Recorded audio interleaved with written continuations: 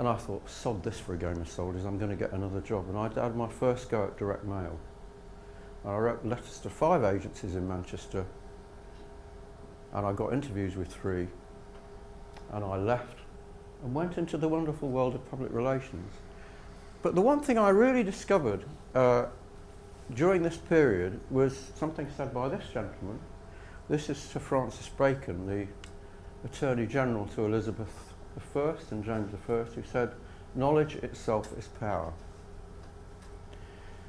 And my first job in Manchester didn't last for very long, because they said, the man who ran it, who actually was a restaurateur, his name was Bert Knowles, he said, "Bert, we've been thinking of starting a public relations division."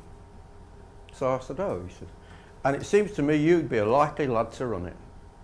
How do you feel about that?" And I said, "Well, to be honest, Mr. Knowles, I think the difference between public relations and advertising is like the difference between lying and perjury." And he said, "Well, it's either that or the sack." And I'm your man, Mr. Knowles.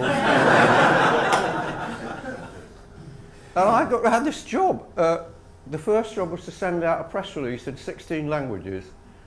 And you've all seen the product that we were selling. It was a Beaufort Frankenstein, it would call it. Beaufort Frankenstein, great name. Beaufort Frankenstein life raft on aeroplanes. If you get on an aeroplane tomorrow, you'll find the life rafts, almost certainly made by Beaufort. Yeah, that was my first job.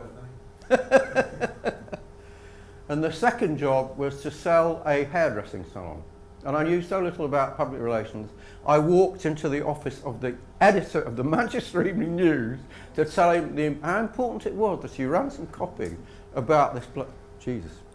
And after about 8 months, Mr. Knowles called me in and he said, "I'm afraid it's not really working out, this public relations. I'm afraid we're going to let you go." So I started laughing, and he said, "Why are you laughing? It's not funny. I'm serious." I said, "Well, what do you want me to do?" He said, "It'd be a shame to lose a likely lad like you from North. I've got an interview with you for Mr. Ross Porchin next door."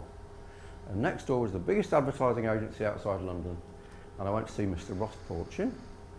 And he said, "You seem quite intelligent. I'll arrange for you to have an interview with our creative director, Mr. Keith Ride." So the next day I went to see Mr. Keith Ride. And Mr. Keith Ride made a terrible mistake. He said to me, "So what are your views on advertising?" So I spoke to him for an hour. And he said, "Well, we don't really have room for anyone, but we'll make room for you." So I got a job.